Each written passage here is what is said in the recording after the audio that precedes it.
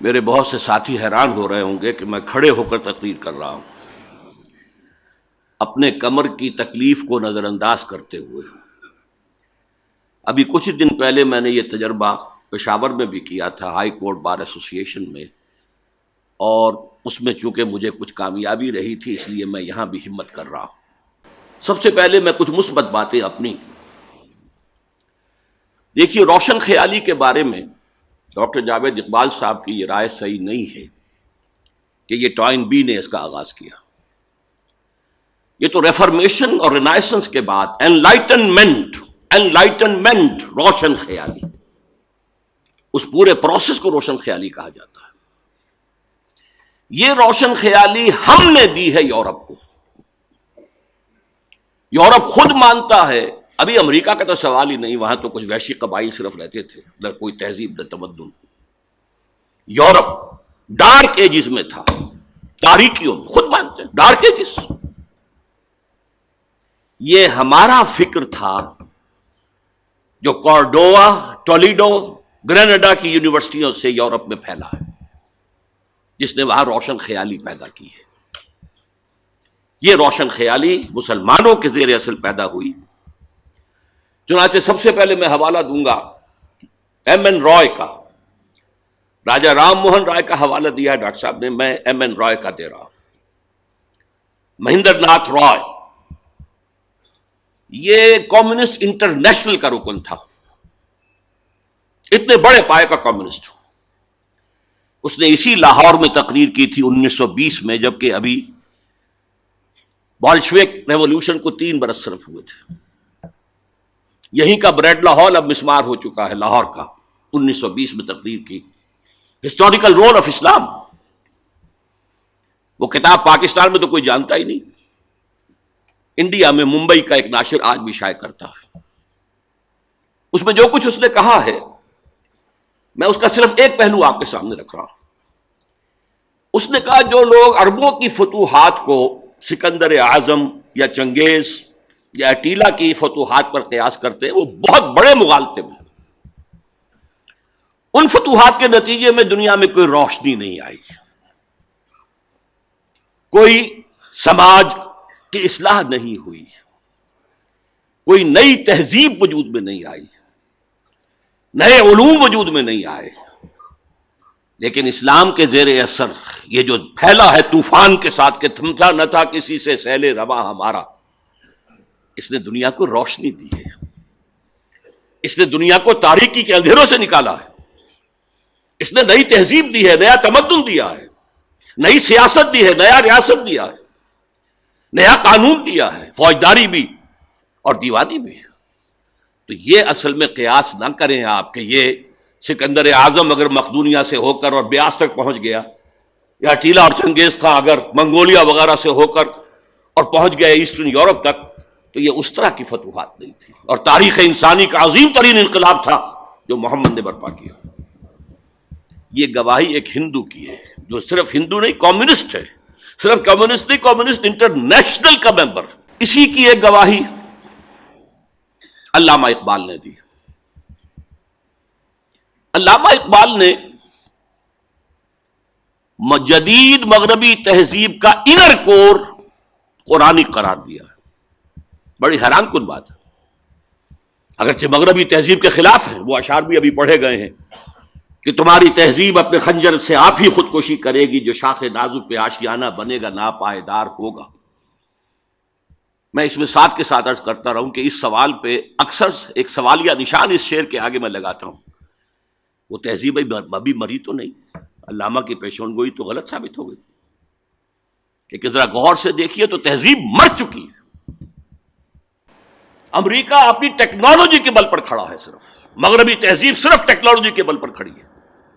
اسی لیے اقبال نے کہا تھا دنیا کو ہے پھر مار کا روح و بدن پیش، تہذیب نے پھر اپنے درندوں کو ابھارا، اللہ کو پامر دیے مومن پہ بھروسہ، ابلیس کو یورپ کی مشینوں کا سہارا۔ یہ سارا در حقیقت ٹیکنیکل ترقی ہے جس پر یہ کھڑا ہوا ہے نظام، ورنہ تہذیب تو مر چکی ہے۔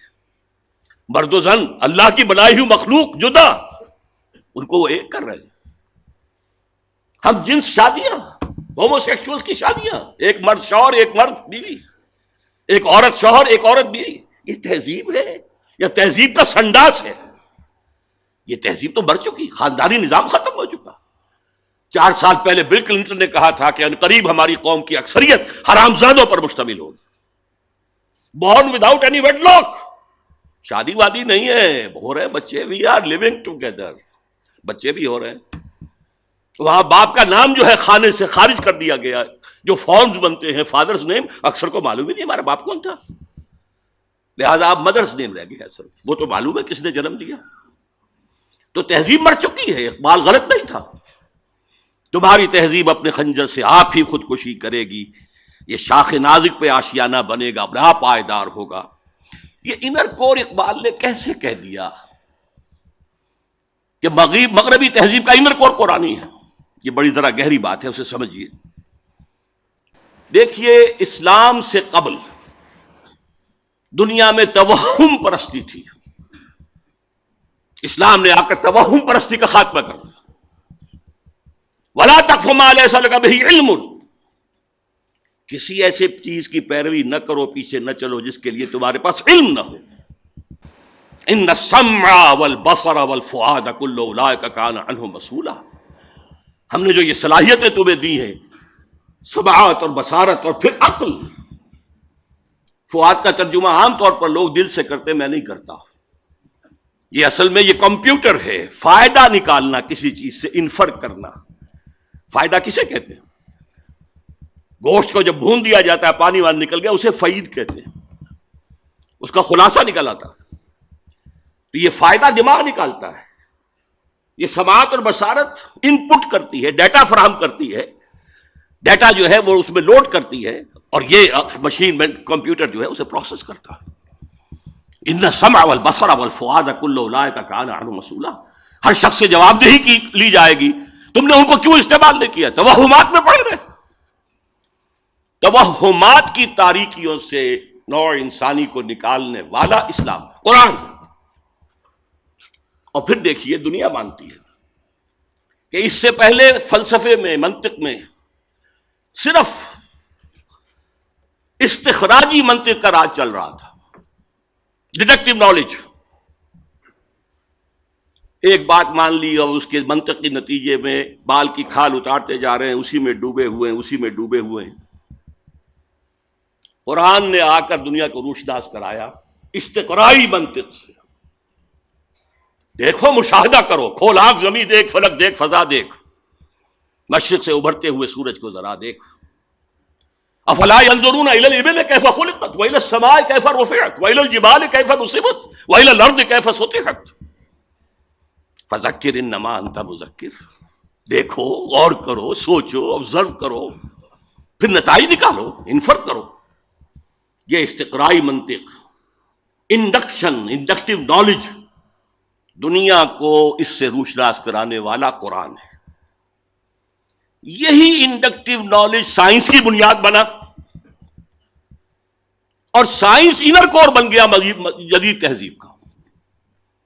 اگرچہ اس کا جو ظاہر ہے، انر کور کے اوپر جو پردے لپٹے ہوئے ہیں، وہ غیر اسلامی ہیں۔ وہ کیسے وجود میں آئے، اس کی بھی میں تاریخ آپ کو بتا دینا چاہتا ہوں۔ دیکھیے، یورپ میں یہودی انتہائی دبے ہوئے، پسے ہوئے، مستضعفین، قابل نفرت، شہروں سے باہر گھیٹوز میں وہ رہتے تھے، انہیں اذیت پہنچاتے تھے عیسائی، اور صحیح بات تھی۔